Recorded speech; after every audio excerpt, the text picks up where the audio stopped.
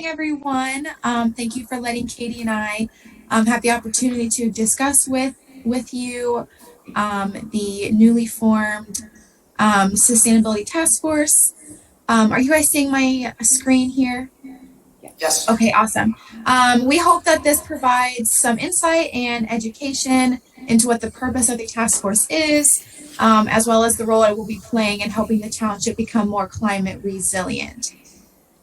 And I do have a slight speech impediment, so I do stutter. So apologies if I get caught up on a word. Just bear with me.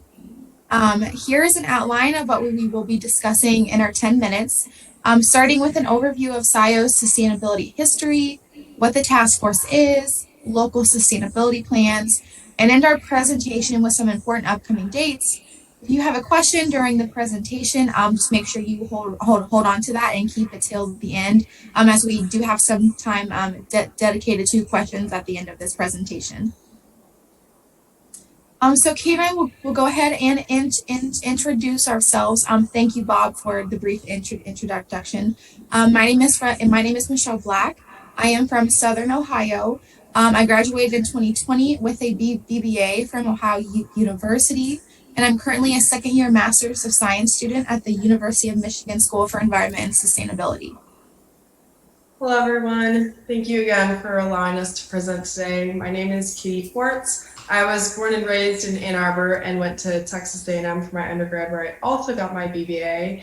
And along with Michelle, I am starting my second year, getting my master's at Michigan in environment and sustainability. We're just going to go ahead and jump in here. I know this slide might seem a little hectic, but we've kind of compiled a timeline of the sustainability efforts that Scio has done. And I'm sure a lot of you are very aware of these, but to highlight a few, in the land preservation column in 2004, the LPC started up where a 0.5 millage was approved. Under the TAP and pathways in 2009, the non-motorized path and planning initiative launched, which began the process for creating the Z Pathway project. And right now, as you guys have mentioned, that phase 3, which extends 1,400 feet north of Miller Road, will be completed by the end of summer. And in the upper right here, to date, these are some amazing numbers here. About 1,550 acres of land preserved are Scio funded, while with partners, there's over 2,700 acres preserved, which is about 12.4% of Scio's land. And currently, Biden just launched a goal of having 30% of land preserved. So Scio is well on this way to meeting its goal, but still a lot of work to be done. And finally, I'd like to wrap up this slide noting that the Van Curler Preserve and Phase Forward of Z Road are to be under pathway in 2022. So as Katie walked us through, Scio has done a wonderful job in implementing plans that support sustainability. Here are just a few of the great things that we've pulled from the master plan that show what the township is doing and is planning on doing. So under land use and preservation here, the master plan mentioned that the township wanted to focus on promoting park recreation near higher density areas and preserving open space buffers. Sliding over to the right under community plans and goals, it was also mentioned that establishing programs to promote local agricultural products were important. Then the township stated that they also wanted to expand their public transportation and non-motorized routes, in addition to encouraging low-impact development strategies.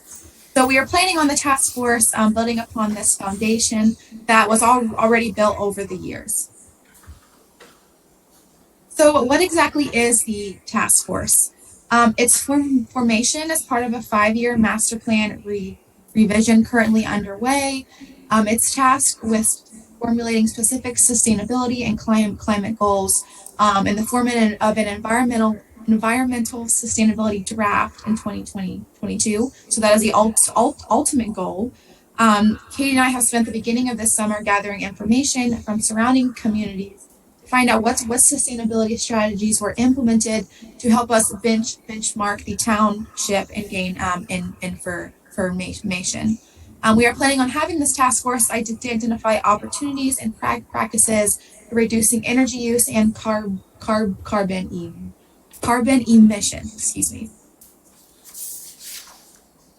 So this diagram here shows the interconnectedness of township stakeholders and how each part adds their own value to the task force's mission. It is vital that we work in synergy and partnership, since all of us share perspectives on what sustainability is and how each one of us can contribute to Scio's sustainability. You can see all of this being visualized by all lines connecting to each other, whether that be indirectly or directly, and how they all contribute to the overall sustainability plan. We hope this shows how valuable Parks and Rec's inputs are to the township. With that, I'll pass it off to Katie to give an introduction to the sustainability plans that we found. Thank you, Michelle. We've done a lot of research this summer and have presented to some other township boards and staffs in the hopes of creating a really great baseline foundation in terms of knowledge about sustainability plans in the communities around us and what's going on and what's successful and what are some commonalities. And today we've kind of condensed a shorter version because of this presentation. We want to be conscious of all of our time here tonight. And so if you guys want more information, please just let us know at the end of the presentation. So the state of Michigan and Washtenaw County have both declared climate emergency. And with doing so, the state created an executive order to make sure all state-owned and operated buildings are carbon neutral by 2050. Washtenaw County recently realigned with the city of Ann Arbor to go carbon neutral by 2030. But it's important to note that Washtenaw County's carbon neutrality plan is for government-owned and operated buildings specifically. Washtenaw County has invested about $2.5 million to change to LED lights at county facilities, and they also stated that they will have their own climate action plan by the end of this year.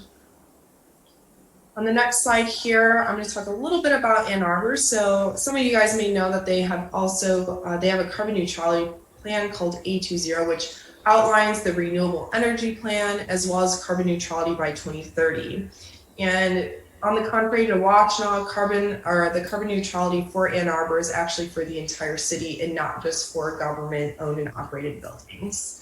Ann Arbor's goals include increasing their non-motorized transport, preserving local natural habitat, and also having high levels of community involvement. They have this ambassador program recently that started that's 9 weeks long, as well as during their A20 week, it promotes local sustainable businesses, and they have a lot of different educational online seminars as well. On the next slide here, we've analyzed a lot of township plans and cities that are listed on the side here in bullets, and we've come out with a few commonalities, and these include moving toward 100% renewable energy, encouraging green buildings, expanding non-motorized transport such as paths, bike lanes, and sidewalks, increasing EV infrastructure such as charging and parking, creating rain gardens and community gardens, preserving high water quality, and educating the community in fun and interactive ways. I will go ahead and pass it back to Michelle to discuss why the task force is so important for Scio Township. Thank you, Katie. So yeah, why is the task force so important? Why does it matter? Climate change has far-reaching effects, and we are anticipating the effects of climate change becoming more intense and frequent as time goes on. It has the potential to damage infrastructure and transportation systems in addition to impacting human health. Communities that include low-income, elderly, immigrants, and outdoor workers are particularly vulnerable to the effects of climate change. So it is important that we take a proactive approach, as there are populations in Scio that identify with these communities. We included some township demographics to highlight that there are people that live here that are part of these populations. This includes about 4.4% of township residences are living in poverty, 15% are immigrants, and 17% of our community is 65 years or older. So some of the roles we see the Parks and Recs team taking in the task force are a supportive and engaging role. Sustainability as a group effort, so we need all members of our township to help carry out task force duties. Identifying opportunities for improvement and offering suggestions are another great role that you all can play. All stakeholders in Scio provide their own unique value that the task force can use to really make their draft plan as holistic and inclusive as possible. This past summer, we've done a lot of extensive recruiting and research and reaching members of the community that have interest or specialty in sustainability to be on this task force. So the task force is currently formed as we speak, because now that we are in August, we are happy to say that we will have the first commencement meeting of the task force on August 11th at 11:30 a.m. And another highlighting note for us is that we do have the draft of the environmental sustainability plan to be coming out spring of 2022. And Michelle, the future task force, and I really would like to thank you guys for your time today and listening to our presentation on Scio sustainability. We look forward to our future collaboration. So we'll go ahead now and take a few minutes for any questions that you may have. Thank you guys. Well, great. Well, thank you, Michelle and Katie. Very well done. As somebody that's viewed a lot of PowerPoints in my time, that one was, graphics were great. So it communicated very effectively. I love that blue graphic that you guys did. And then that was me that emailed you back way back when. And you nailed all the updates so that Okay, awesome, good. That was me, yeah. So that's much more accurate now, like that timeline. And I love that graphic. And so, yeah, then just along the way, I think a lot of those things are really aligned with our goal structure, obviously with non-motorized pathing and preserving canopies and rain gardens and community gardens. These are all things that come up when we plan and create visions for, future preserves and parks. And so I'm really excited with what you guys are doing. I'll turn it over to the floor, to the public for anybody that has questions.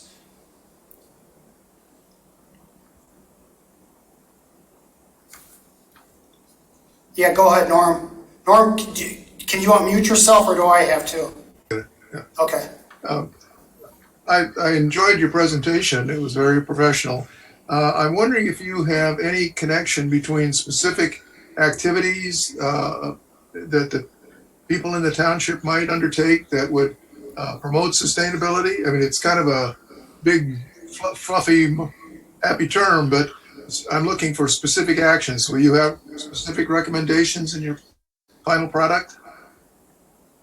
I think it's, our big fluffy term of sustainability is something that's always pushed around. And I definitely agree with you in terms of specific things for the township. We definitely have plenty of lists if you would like specific duties in your work and at your home place. But today, our focus is primarily on just educating you guys on the promotion of the task force. And once they get off, they're probably going to have some other educational things that you guys can employ in your homes as well as at work with what they're going to be doing in their research as well. Our primary research was working more with sustainability plans at the government level in terms of what was released and their goals and initiatives with energy, carbon emissions, and things like that instead of daily tasks just at the moment. But Michelle, feel free to add anything to that if you like. No, I think Kate and I are sort of in the same boat. I have a question.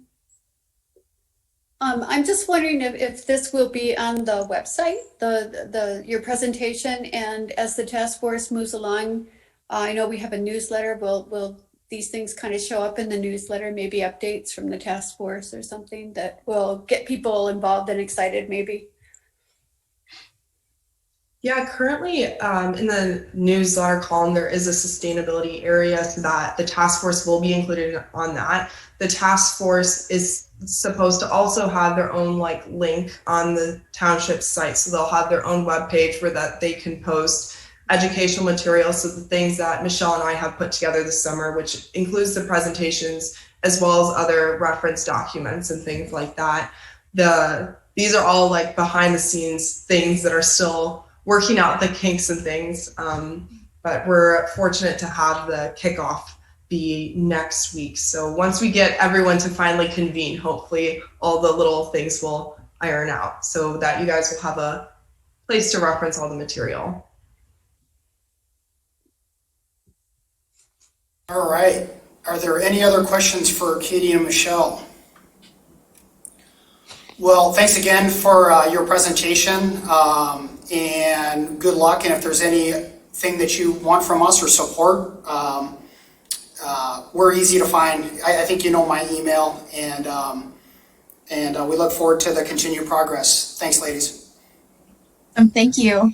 Okay. Thanks for the presentation. Thank you, guys. All right. Moving on to item G, property report. So in terms of since of the last meeting, I would say we've made progress with our kiosks and entry signage. Been a little sluggish on the dog waste stations and things of that nature. So there's a whole punch list of items to finish up that last year's work order with Washtenaw Engineering and the contractor that's doing the work. But it's slowly progressing if you've been to any of the properties.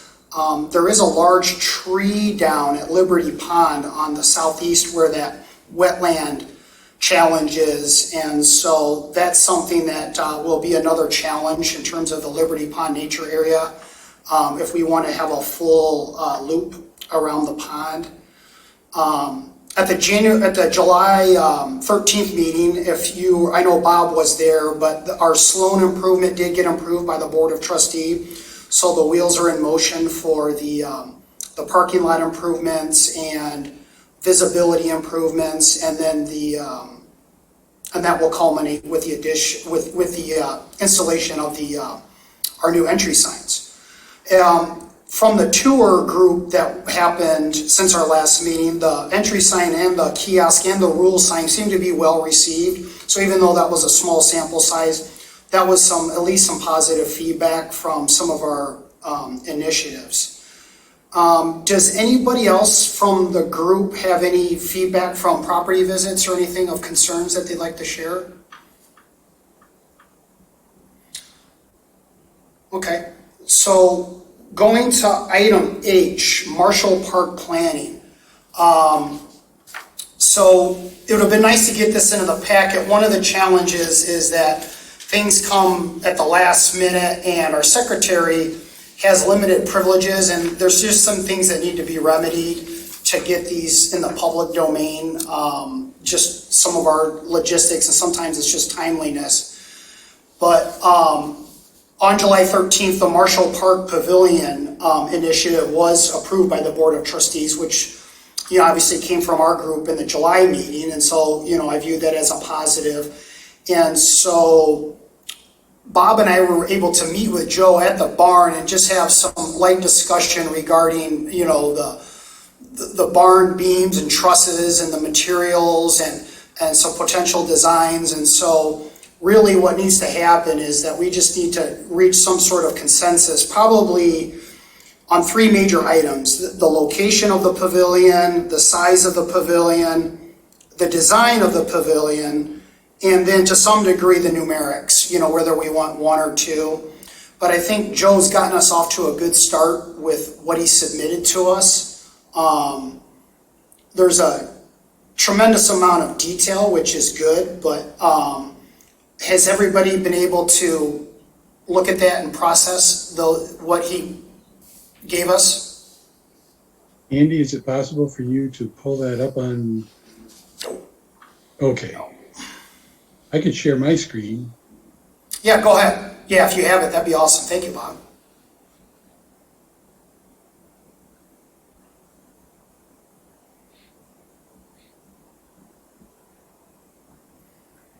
How's that? Yep, perfect. So a pavilion is not terribly complicated. I'm pleased with the design. I think, Rita, you gave us some comps, or, we looked at a bunch of comps from the region, and I do like this design that Joe has submitted. We don't have quorum right now. I mean, so we're not going to do any motions tonight, but it's nice that the public that is present can see the level of detail. I don't know if you can zoom because this is like microscopic, unless you zoom on your PDF, Bob, but you can kind of see where Joe has cited where the barn trusses, the barn material will be used for beams and trusses and posts. And the 16 by 16 in Joe's vision could accommodate two picnic tables, or it could, one more robust picnic table. I don't think that's terribly consequential. I would note that he is pursuing ADA compliance, which is great because where he placed the pavilion, there's he can provide a stone path off the trail, and this will be on a stone pad. And so somebody in a wheelchair could be wheeled right up. That would be the vision, and be able to, be in the shelter and enjoy the picnic area. You can see the barrier-free space that he's identified here, where I have my cursor. Yep. Well, if we weren't volunteering, Bob, you'd definitely be getting a raise. So a virtual, and crypto. But thank you, Bob. So I know that it's almost going to be impossible anytime we've discussed location. And I didn't tell Joe to place that there, by the way. So that was his vision. I know we have part of our group maybe wants it farther away from the road.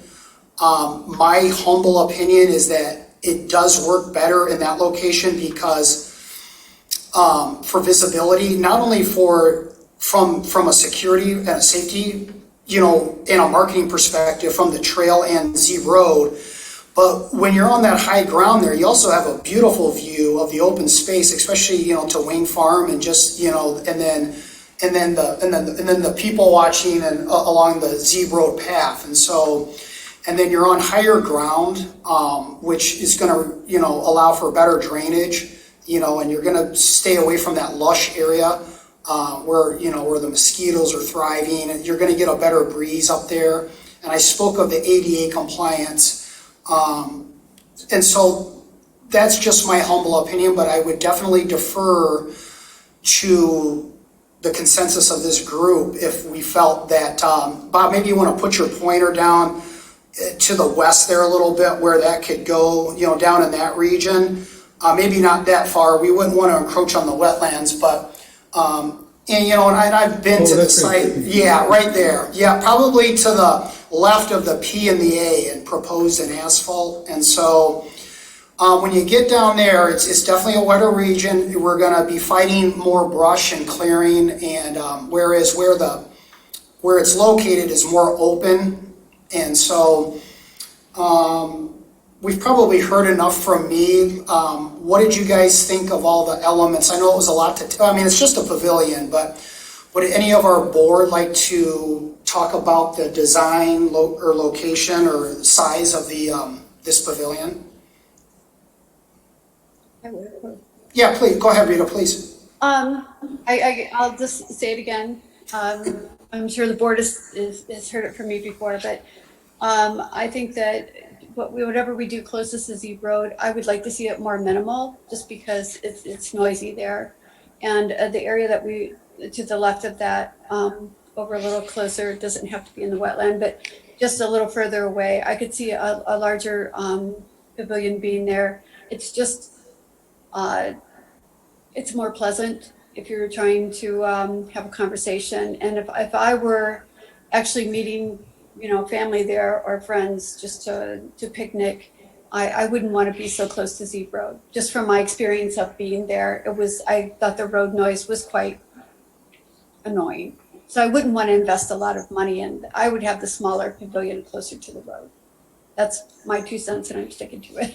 So. No, those are very valid points, Rita. Thank you. Bob, what are your thoughts? Well, I know that we had encountered a bit of noise when we were there.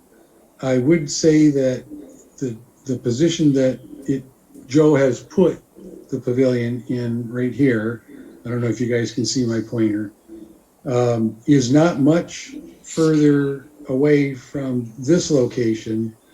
And I know, Rita, we had talked about perhaps putting it over in here somewhere. It is quite a bit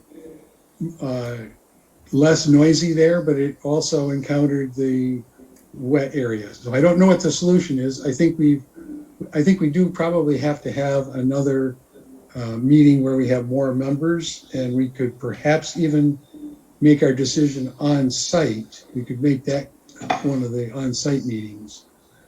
Just if we had multiple proposals for locations and we voted on it, I would suggest that we be there. And can I say something? Of course, Rita. Bob, if you could take your pointer down a bit, it's the area that we had talked about is a little bit closer to the just a little more to the right. It's closer to that area is where we were talking about. So it wasn't right in where the wetland is. It's there's shrubs and things there, but we didn't find anything that was botanically so valuable that we wouldn't want to remove it, and some of it could stay. But it's actually a little closer to the parking lot, about where your marker is there. Okay. So just to make it clear. Again, that kind of leads toward my comment that we probably should be there so we know exactly what the situation is. Mm-hmm. Yeah. Norm, would you like to offer any opinion or? I guess my sense is that I wouldn't like to have the pavilion and the path joined, because if somebody was on the path, they'd be walking through somebody else's picnic, that type of thing. But having it close to the path might not be a bad idea, where Rita's indicated. The other way I'm thinking we might do it is, how about a small pavilion where, yes, in that area, and then a bench out near the pathway. Yep, I think those are definitely would be nice elements and amenities. Yeah, low cost. I agree. Thank you, Norm. I think one of the things to consider is a second pavilion, and then Bob, if you'd want to move the pointer up to that what would be the southeast corner. Yeah, that's kind of a nice little area right there that could be taken advantage of. You're closer to the wood line, and it's a little more private there. You are closer to the road. Yeah, and Joe has put a slight little bench pavilion there. That's the one where it's open. It's just a two-posted pavilion that could just accommodate one picnic table. And we've seen that design. It's a little less invasive, smaller. And he might have the engineering specs on that, but I think it's 11 by 11, yes. Right here, Andy, I thought. Yep, thank you, Bob. Oh, wait, you said two poster. Yep.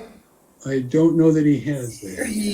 Yeah, so I looked it over pretty carefully, and so, this just came in Saturday, obviously, and I haven't been able to talk with him, so, but I'm glad we're having this discussion. There's an old saying, the only thing worse than two people designing a kitchen is three, so it's like, we have 9 folks. So, and I think Norm mentioned this at one of the meetings in the spring, that it's going to be impossible to reach consensus, but we have some great thinkers here, and we don't have to complicate this. I think it's going to be a win, having some pavilions, and no matter where they end up being strategically located. I really like the idea of ADA compliance, and for path users to come in and get some shelter and rest and things of that nature. So we will continue to work with Joe and get this when we have quorum, or we can do a site meeting and get this pinned down for final approval from the Board of Trustees. So does anybody have any other discussion points on the Marshall pavilions?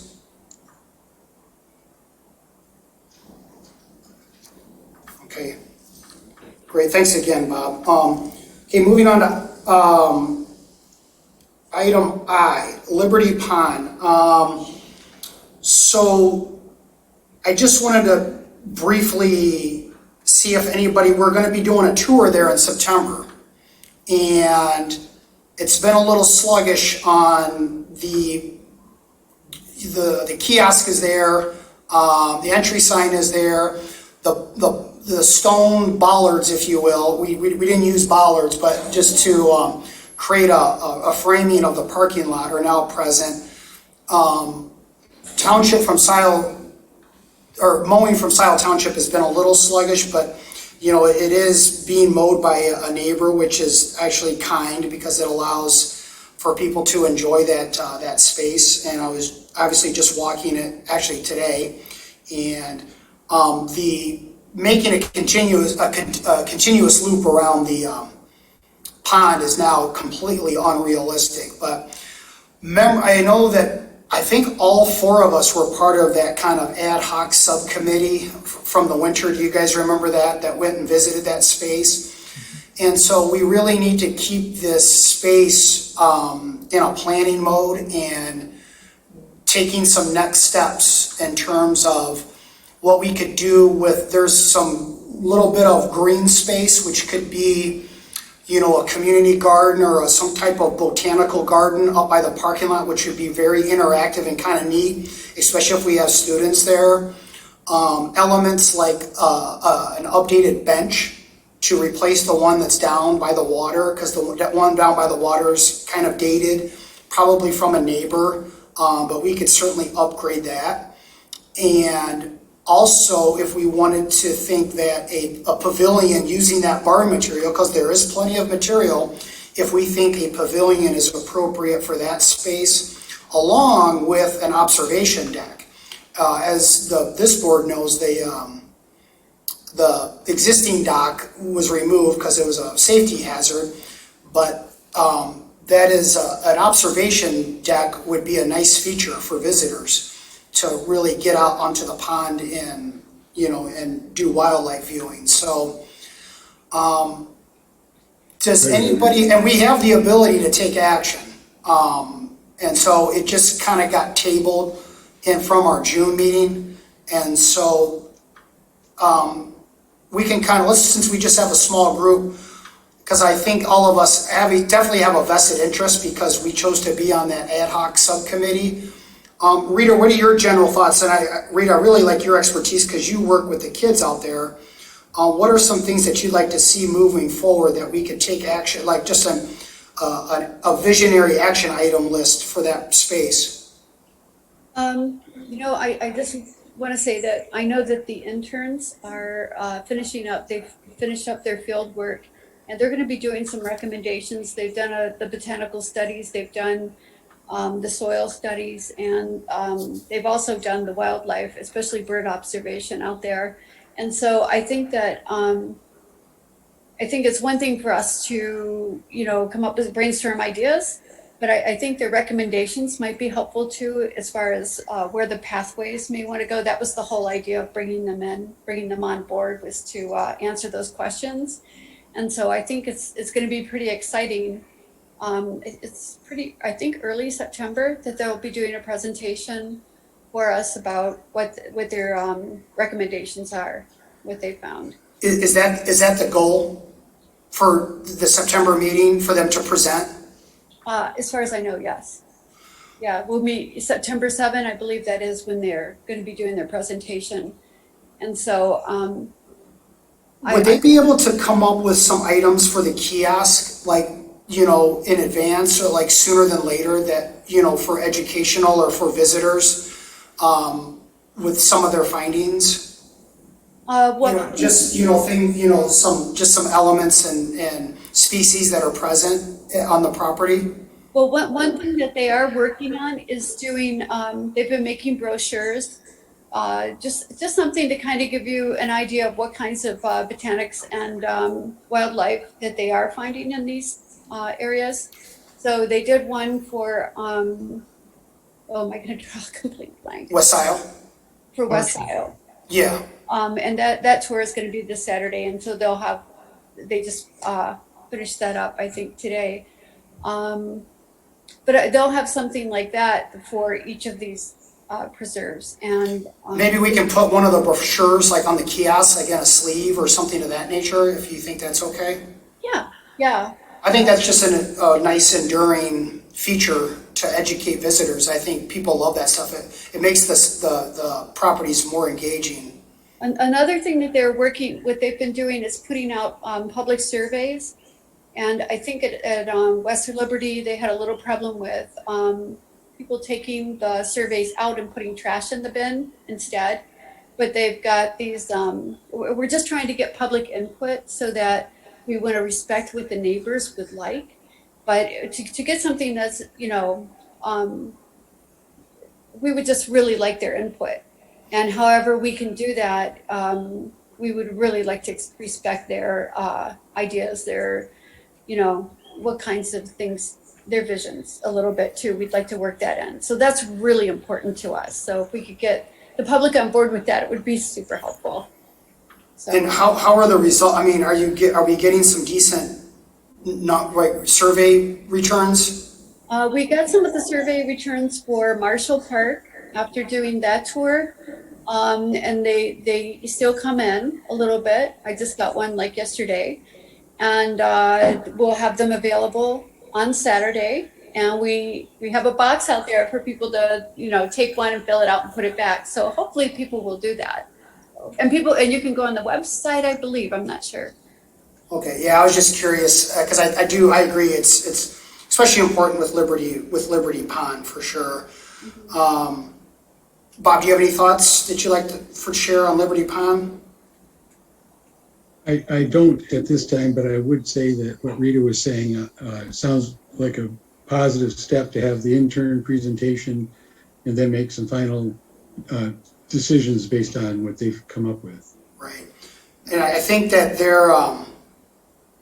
in some of their research and information, if we do want to move forward where we have to do applications and permits and things of that nature, especially for the observation platform, will serve us pretty well. Just getting familiarized with that process. Thanks, Bob. Norm, would you like to share anything? Yeah, some of the parks I've visited in Canada have an interesting way of reaching out to the people who are using the property, and that's through a QR code. They can sample a QR code. It goes to basically a walking tour around the property, and it can be very easy to update. You don't have a lot of investment in physical signage and things like that, but people can get a lot of consultation about what they're looking at through the app. So we might consider something like that. I think it's also off of Trinkley Road. There's a nice observation deck over a marsh that I've seen out there. We might use that as a guideline for something that would be useful for looking out over the pond. Yeah, I'd like to second that. Trinkley Preserve has 2 observation decks, and they have signage. They have railings you can lean on and watch the wildlife out in the ponds. So it could be quite a good adaptation if we came up with something like that. Yeah, thank you, Norm. Yeah, I totally agree with the QR codes. That's definitely something that we could utilize on our kiosks to create more interactivity and even with our surveys as well. So thank you, Norm.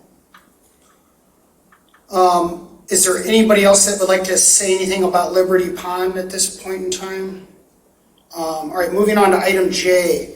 So Rita, I'm going to turn it over to you. Is there anything that you'd like to help support? Just as a quick thing, I wasn't in Rita's group, but it was the Marshall tour was fantastic. I really enjoyed walking with Hob, and I always learn something when I'm walking with him. And we had fantastic weather, so I think that's just great programming. But Rita, is there anything that you need help or support with for this Saturday from the group? I think that the more people that show up, if you're interested, it was very nice. I know when we did the Marshall tour, Norm was with me and Patrick as well. And it was just nice to have our board members there to kind of casually throw in little bits and pieces and pick up where somebody else left off. And I just think it's kind of nice as we introduce these parks and preserves to the public. And as far as Saturday, I will be there. I think that I know Hob will be there, and I intend on being there. okay, Norm, are you going to be there? I'll be there, yes. Okay. Anyway, I know mosquito nets are good if you have one, and I think that Hob will have some in his bag to share if we need them. I know it's very mosquito-y out there. When I go out and meet the interns, they come out, full gear. So, Yeah, there's some, I walked it this morning, during the time of our tour, I kind of wanted to see what it was like during that time frame, but, yeah, I mean, I even had I was telling Bob, I had DEET in my ears trying to play defense, and so, yeah, but, yeah, I think it'll be quite pleasant. Obviously, we have a situation with Nat, but he's provided a grace period, so the parking lot has been, weed whipped down, so it looks very presentable. The kiosk now has a roof and has been populated with the rule sign and some other elements. And there's some minor little stumps and roots, that I'll try to whittle down or cut down on the trail between now and then. But the pathing is nice and clear and safe. mm-hmm. So, all right. So This is 10 o'clock on Saturday, correct? Rita? Is it at 10 or 10? I think it's at 10:30. Am I right? I think it's 10 o'clock. I'm reading Hobbs' update right now, and he said 10 o'clock now. Okay. I see that. Good to know. Right. Yep. Yeah. We all need to be on the same page. Yeah. 10 o'clock. 10 to Noon. roughly noon, yes. Yeah, All right. well, probably meets at Township Hall again, is that right? Meet at Township Hall? I don't have that information in front of me, but. That's not indicated, so, oh, wait a minute. See, I think he might have done a copy and paste, so thank you, Rita, I'm glad you brought that up, because that definitely needs, because I'm not privy to what he's. Yes, Andy, I see, says our tours will proceed rain or shine and should be back at Township Hall by 12 noon. And I think that's a copy and paste. Oh. I think that carpooling with everything that's going on, my recommendation would be that we meet at the property, because in the cul-de-sac on a Saturday, we should have plenty of space. I think so. But Rita, that's just my humble input. Well, Because I can't see carpooling, we can't walk, so. And we have, I know that we haven't gotten that many people responding for a reservation. So I don't think that it's going to be, fill up the parking lot and the cul-de-sac and the road, it's just, I don't think we'll have 1,000 people show up, so. And Rita, if you want, we can communicate. If there's a scenario where if you want to station me at Township Hall for a just in case, where people are going there, if there's been some misinformation, I can then redirect people to West Scio if you think that would be a valuable role for me. Okay. I would do that. Yeah, that might be something we should think about. All right, let's follow up with Hob, and let's dot the i's and cross the t's, and so we don't have mixed messages. If nothing else, we can put a sign up at right that directs. Right, exactly. All right, cool. So item K. So this is just more of a. This is too big of a topic for this at this point in the meeting, especially lacking quorum, but. So we continue to meet with that millage group that I referenced, that includes Jane Vogel and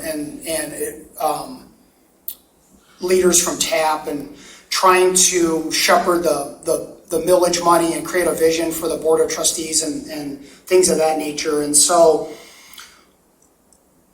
the human resource input that we've provided is being used, and some of that's above my pay grade, what's happening with Diane Benson and the search committee and things of that nature. But that person, there's a possibility that that we could even have a dedicated Parks and Preserves and Pathways manager as part of this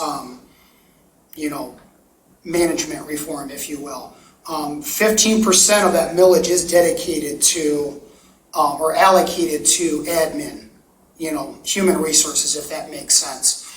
So the wheels are turning on that juncture. And so one of the goals is that, obviously we have to hire Washington Engineering and Joe Maynard for considerable sums of money. And so one of the goals is to not have to do that and have an in-house manager that could,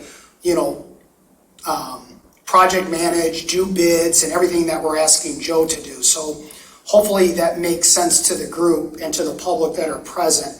That's one of the goals. It should pay for itself in theory. And then also what I'm, obviously with the situation with Nat, and even before Nat, I'm pushing Will, and Alec is in full support, that we need a little bit more cohesion with just boots on the ground upkeep of our properties, especially if we want to continue to do marketing and tours and things of that nature. You don't get a second chance to make a first impression. And while like Patrick and I, we don't mind going out there and doing grunt work and stuff, that really isn't the role of an advisory board.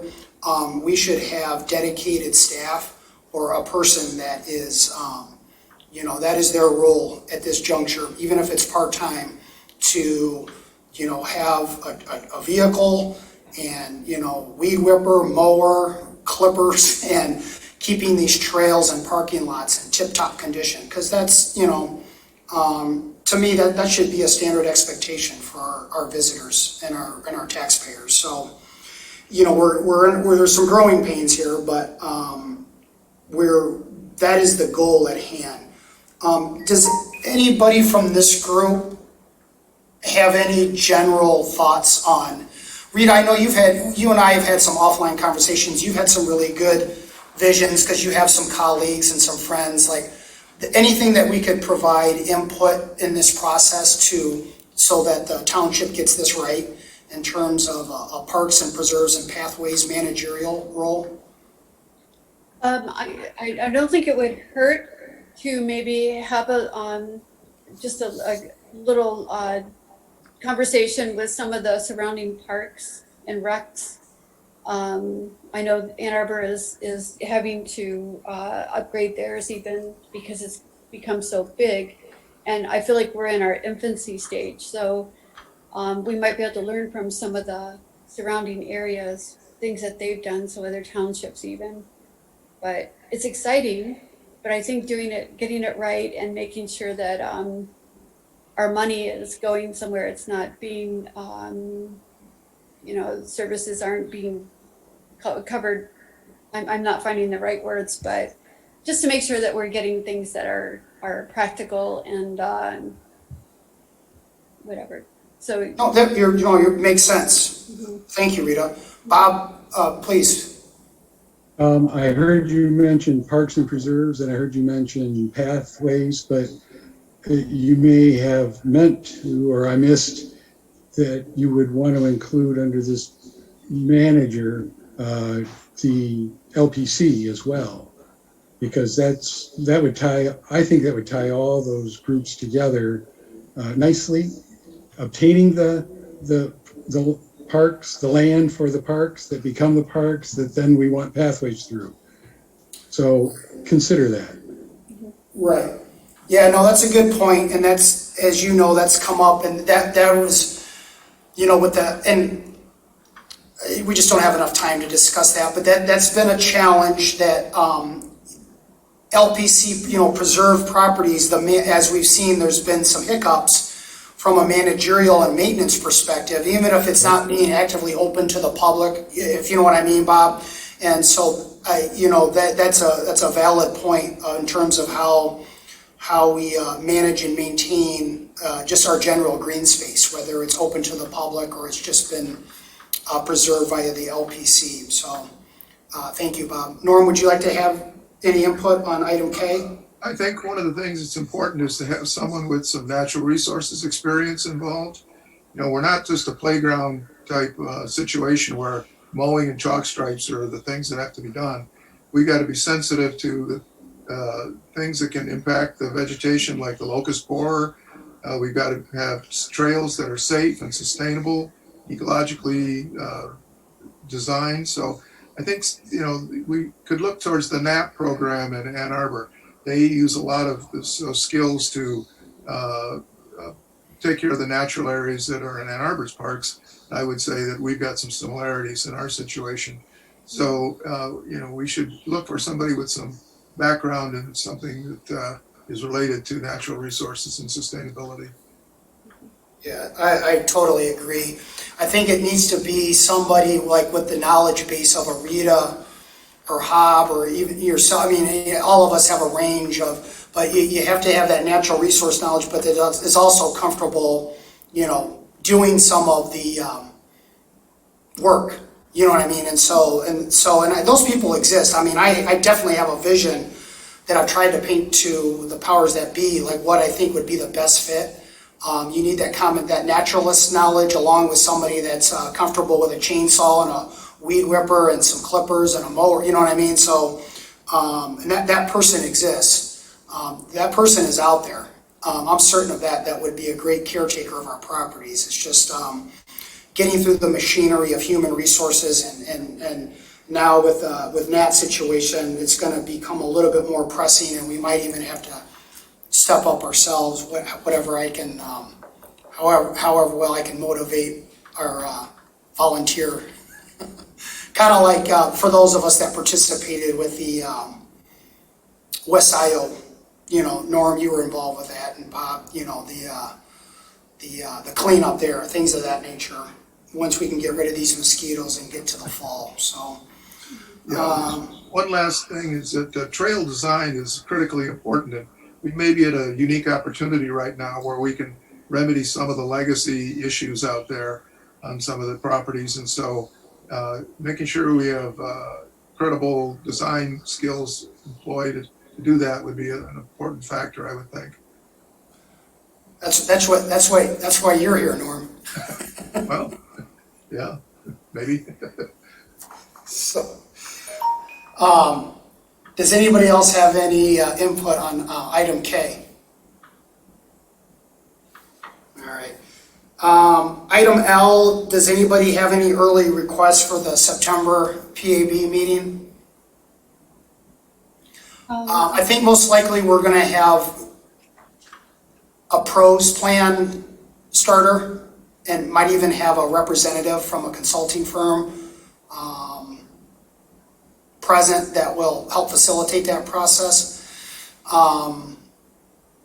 I've been around long enough to remember the first time we did our pros plan, and so I don't want to name any names, but I think you probably know where I'm going with a consultant and a few folks that will start to be involved with our meetings, because that process needs to start, and so stay tuned for that. Oh, and the interns should do their presentation as well. Yeah, so I will, we can discuss offline, but I will tentatively plan on having that as an agenda item, a presentation from Anna and James. So, thanks, Rita. All right, we'll kind of go old school parliamentary, especially with only 4. I'll make a motion to adjourn. Everybody in favor say aye. Aye. All right, you guys, great meeting, great. It allowed us to have a little more discussion, so thanks you guys. And we'll, Andy, can I jump in here? oh, of course, Pam, hi. Hi. So can I reach you at parkrecchair@sciotownship.org? Yes. Okay, because I am now sending my newsletter to each of the boards after in the week that I have written up something on it, so that you're aware of what I've written. and I want to make sure that everybody gets a copy. Yeah, and I tell you what, please send it, and if I don't respond like within 48 hours, I think I can track down your email and I can give you another email to communicate with me. Okay. There's been some clumsiness because there's a parks chair. I mean, there's like really like a dozen different iterations of emails for the Parks and Rec and Parks Chair and this and that. But thank you, Pam, and we'll get that so where you can communicate with me effectively. Go ahead, Bob. I was just going to say she could send it to the whole advisory board.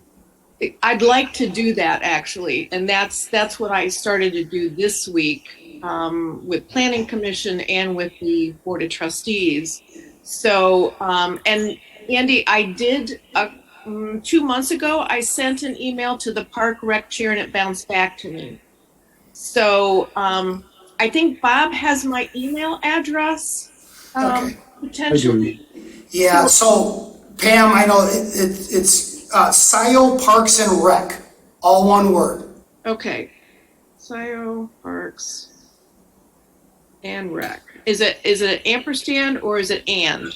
It's A-N-D. Okay. And I don't think it's case sensitive, but if you capitalize the first word of each Okay. letter of each word, but I don't think it's case sensitive. Okay, so Scio Park singular. Yeah, in fact, here, somebody put it in the chat. Will you put that in the chat? Yeah, I've got it, Pam. It's Okay. Scio Parks with an S Okay. and Rec Okay. And at that's sciotownship.org. awesome. Thank you very, very much. And I did put in the park tour for this Saturday in the newsletter, so it's there, and I'm trying to get those out there. So, all right, thank you very much. Yeah, thanks for doing that, Pam. All right, 3, 2, 1. You guys have a good week. See you later. See ya. Okay, thanks.